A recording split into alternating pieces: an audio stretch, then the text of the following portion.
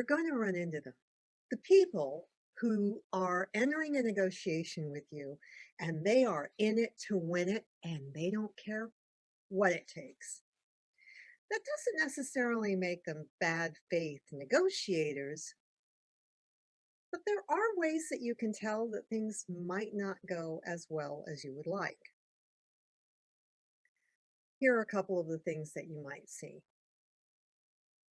If delays are happening and there's no explanation or reason offered for the delay, you might be dealing with somebody who just realized they needed to get approval for a, slightly higher level of offer on their side, or you might be dealing with somebody who is a bad faith negotiator.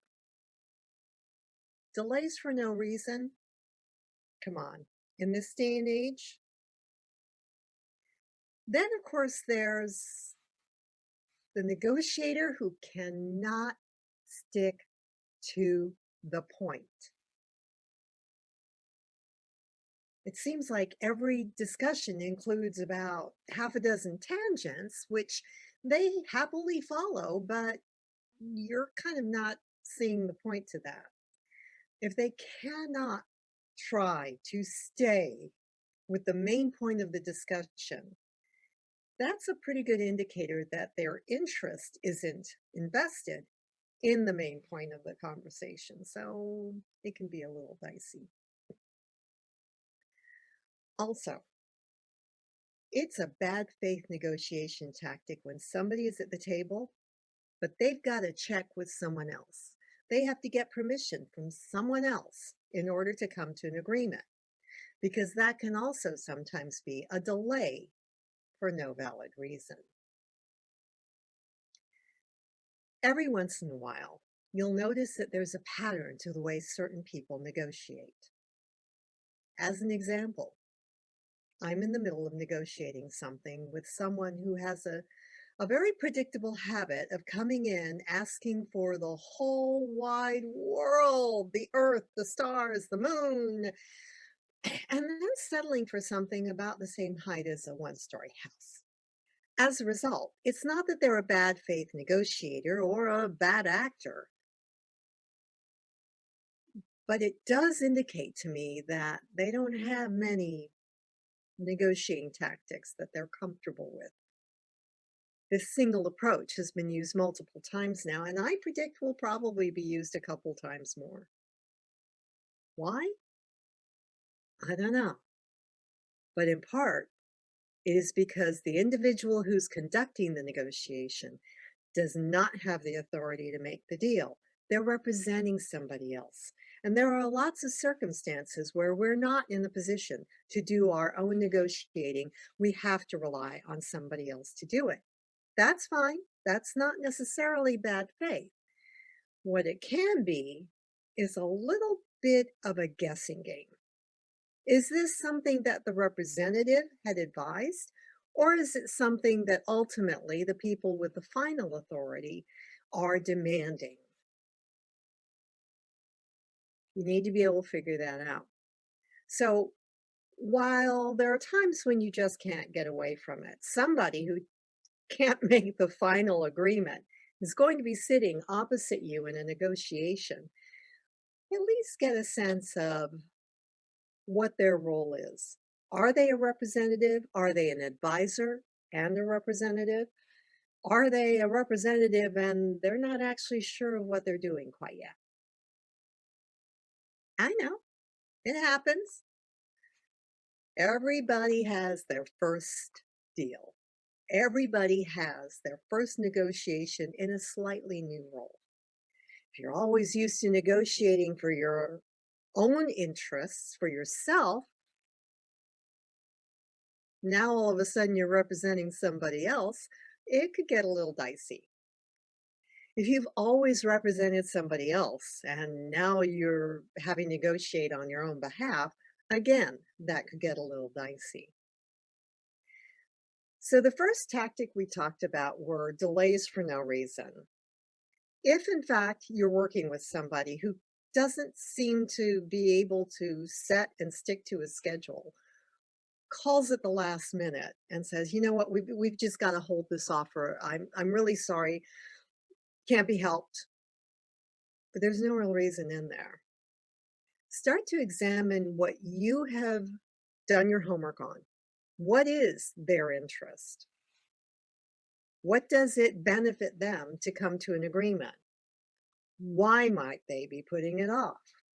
It could be that there's a perfectly logical reason that they can't necessarily disclose to you. It happens because in the world of business and in personal finance, every once in a while, you're going to find that circumstances exist that the other party knows about, and they know that it's probably going to make a material difference to the negotiating they're conducting with you, but it's currently confidential.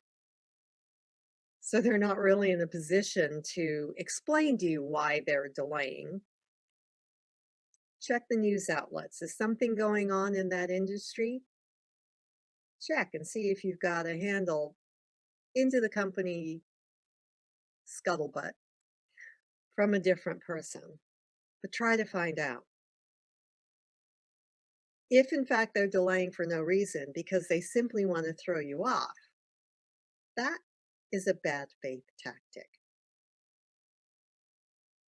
If the individual who delays for no apparent reason also seems inordinately neutral or even a tiny bit gleeful about the delay,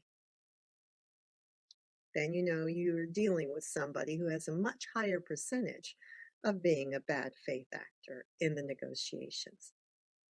Keep that in mind.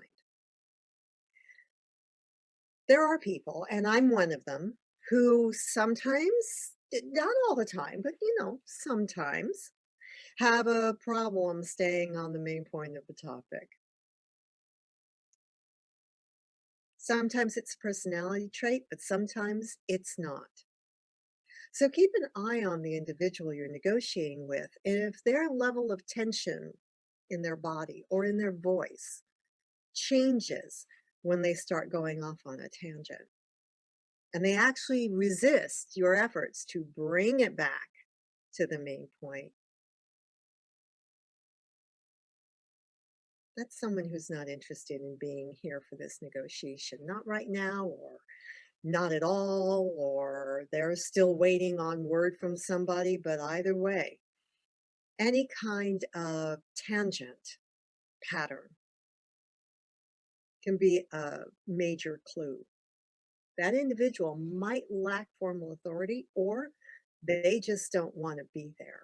They don't see any advantage to negotiating this, or they might not see any advantage negotiating this with you. Do you have somebody who could be a representative? Do you have somebody that you would trust to negotiate for you? Sometimes you do, sometimes you don't.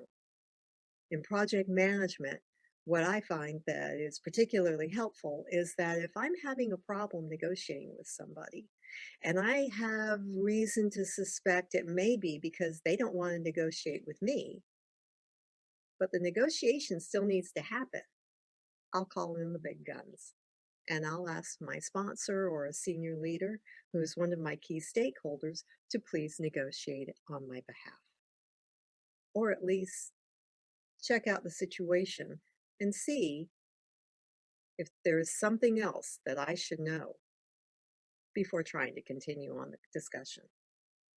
Last but not least, lack of authority to make a deal might show up just a little bit sooner than you think, because it usually means that that individual also might not have all the facts. And if they don't have the authority to do the deal, they also might more likely be missing some of the information. So as you're exploring and investigating, trying to determine where everybody stands in terms of interests, and they keep having to put you on hold, so to speak, and go check with someone else. Yeah, if they have to check with somebody else about fundamental basic information, they might also have to check with somebody else to come to a final agreement. What kind of helpful tips have you seen triggers that tell you that you're in the middle of a negotiation with a bad faith actor.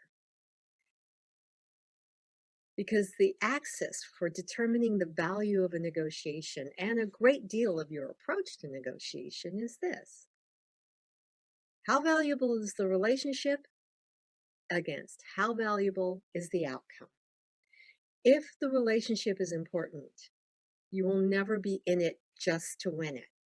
And at any cost, not acceptable. Because the relationship that you have with your negotiating partner is important enough to make sure that we all get what we need.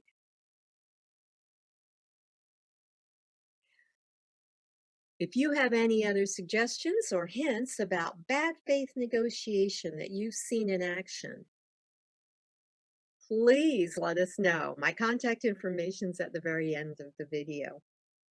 We'd love to hear from you. Like or subscribe. And if you think that this is something that somebody else you know might find useful, well, maybe forward it to them.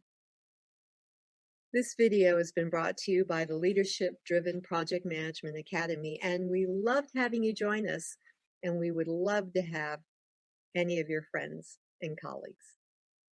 Thanks for joining us.